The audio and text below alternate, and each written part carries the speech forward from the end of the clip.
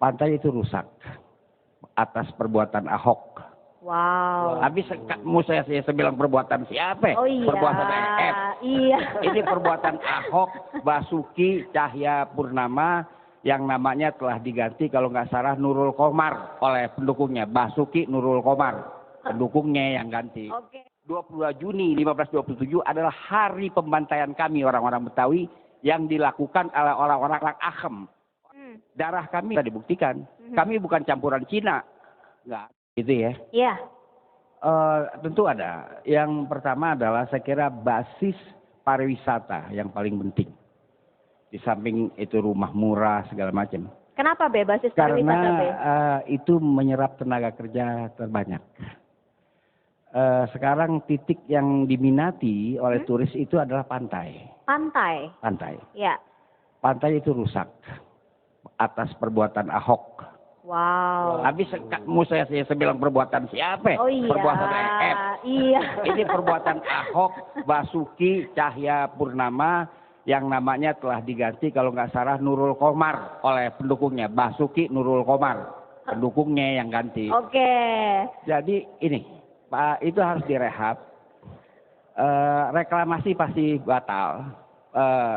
Dasar hukum tidak ada dan melanggar hukum. Ya. Itu bukan reklamasi, itu pembangunan di tengah laut. Undang-undang reklamasi Pak Harto adalah pelebaran pantai, pengurukan, dan itu milik negara. Oke. Ini harus diselesaikan. Ya. Kemudian pariwisata adalah narasi. Kalau sejarahnya kagak beres kayak sekarang, ya kan? Kuburan kucing dipugar, 300 juta dianggarkan per tahun. Saya nggak usah sebut, itu kuburan kucing dikubugar, ya kan, dan banyak.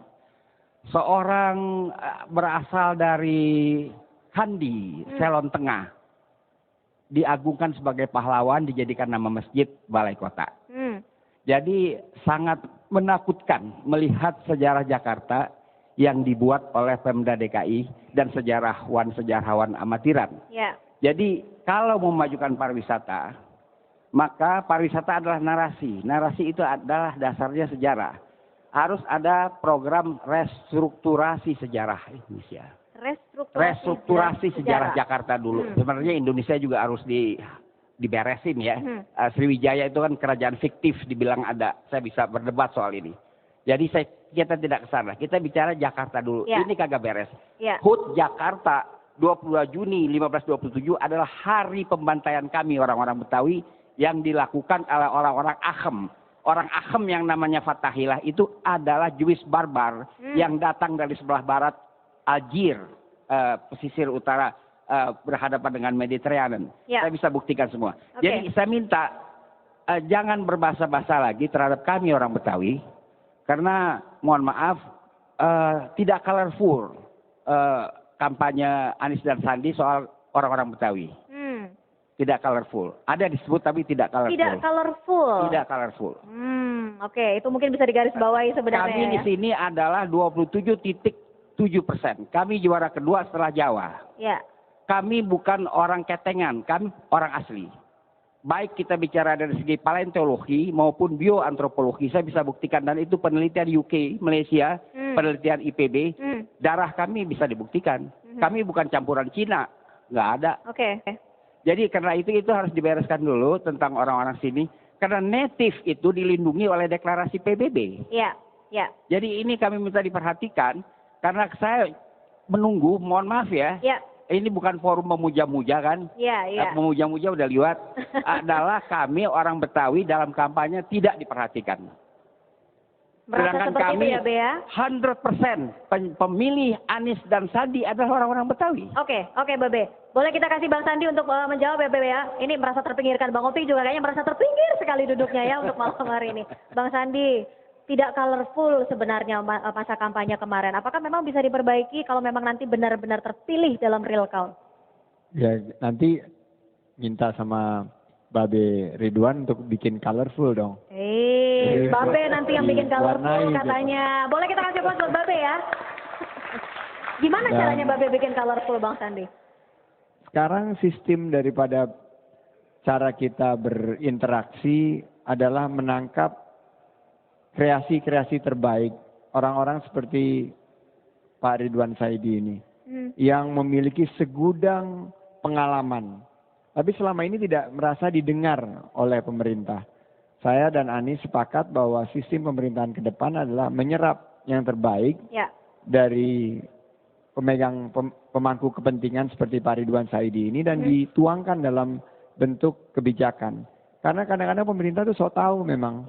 Lebih tahu tentang Betawi daripada orang Betawi seperti Pak Ridwan Saidi. Jadi tapi nanti sempat mampir ke daerah atau ranah masyarakat Betawi aslinya tidak sih Bang Sandi sama Mas ya Anies? iyalah 18 bulan. Oh 18 bulan mampir Apa tuh? 18 bulan mampir Muter-muter. sebenarnya. Ini Muter-muter ke daerah ada Betawi. sedikit aja ya. Iya Be. Ini Pemda yang udah kita rubuhin nih hari, Pemda almarhum, itu menciptakan lagu Mars.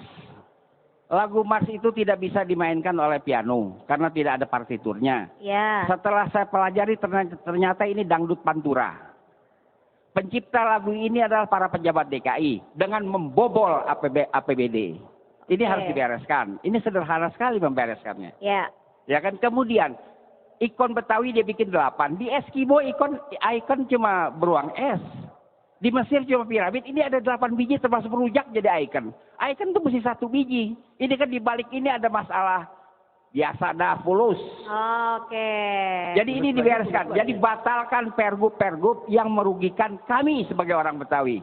Nih, ini yang bikin Babe gemes sebenarnya kemarin itu ya. Akhirnya tersampaikan langsung kepada Bang Sandi. Boleh dikasih tanggapan Bang Sandi? Ya, masukan-masukan itu yang merupakan nanti adalah sebuah alat untuk kita menghadirkan kebijakan sehingga orang Betawi itu bisa menjadi tuan rumah di negerinya sendiri. Ini kan tanah Betawi. Istri saya orang Betawi asli. Dia juga merasakan bahwa banyak sekali ikon memang harus satu. Tapi banyak sekali budaya-budaya Betawi yang bisa dijual, dikemas sebagai salah satu atraksi destinasi wisata. Dan kita sepakat sudah sama Mas Anies ingin membangun festival di sepanjang tahun. Bahwa festival-festival itu akan, sekarang kan kita ada festival Condet, ada festival Cipayung, ada festival Kemang. Nanti kalau kita hadirkan di seluruh seantero Jakarta, ini adalah merupakan etalase yang bisa digunakan oleh para seniman Betawi, seniman-seniman yang selama ini nggak merasa memiliki tempat untuk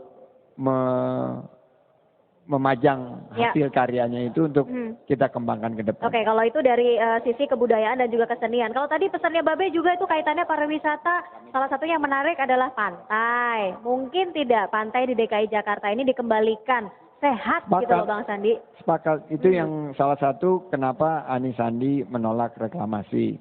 Karena keluhan daripada warga Jakarta, khususnya di Jakarta Utara, mereka tuh nggak pernah ngelihat pantai. Dan kalau masuk pantai itu harganya mahal. Dan tidak berpihak kepada warga kebanyakan. Nah oleh karena itu kita lagi ingin mengembalikan akses terhadap pantai untuk warga Jakarta. Sehingga gratis nanti. Insya Allah kita gratisin. Kita main di pantai bisa gratis. Bang Opik ada yang mau ditanyakan nggak? Ini sebagai Jawara Jakarta, ikon Jawara Jakarta. Kita tahu nih, Bang Anies sama Bang Sandi kan gubernur terpilih istilahnya nih. Pasti kan banyak masyarakat juga yang memilih yang lain. Dan nantinya Bang Anies Sandi menjadi gubernur semua masyarakat Jakarta. Mereka-mereka yang nggak milih Bang Anies Sandi nih, gimana nih supaya bisa merangkul, supaya bisa tercipta persatuan nih Bang? Pertama harus diciptakan dialog. Kita harus hadirkan sebuah dialog yang dalam suasana yang kondusif. Bahwa ya seperti yang Pak Basuki sampaikan tadi di pidatonya, lupakan semua kampanye, lupakan semua perbedaan, mari kita sambut sebuah kebersamaan. Nah dalam situasi yang sangat kondusif itu kita akan mendengar apa sih yang menjadi kekhawatiran mereka dan apa yang mereka ingin Anies Sandi hadirkan agar mereka juga bisa merasa sebagai bagian daripada pembangunan ini. Jadi itu yang harus kita lakukan, dialog, dan kami tidak akan nunggu, kami akan jemput bola. Kami akan datang ke misalnya teman Ahok dengan anak-anak mudanya yang luar biasa itu. Kita akan ada dialog. Dan saya akan datang ke sana. Saya akan datang ke headquarternya teman Ahok. Saya bilang saya Sandi Uno, saya biasa berdialog. Saya biasa, perbedaan itu kan indah. Tapi kalau misalnya kita satukan, ini akan menjadi kekuatan buat Jakarta. Dan saya akan, ini anak-anak muda hebat-hebat banget. Kemarin saya waktu awal 18 bulan lalu memulai perjalanan ini melihat bahwa ini karya-karya anak-anak muda yang punya semangat, yang punya suatu independensi dan yang memiliki suatu keinginan motivasi untuk membawa Jakarta lebih baik lagi, dan ini harus kita jadikan sebagai suatu bensin untuk kita melaju lebih cepat lagi. Mantap.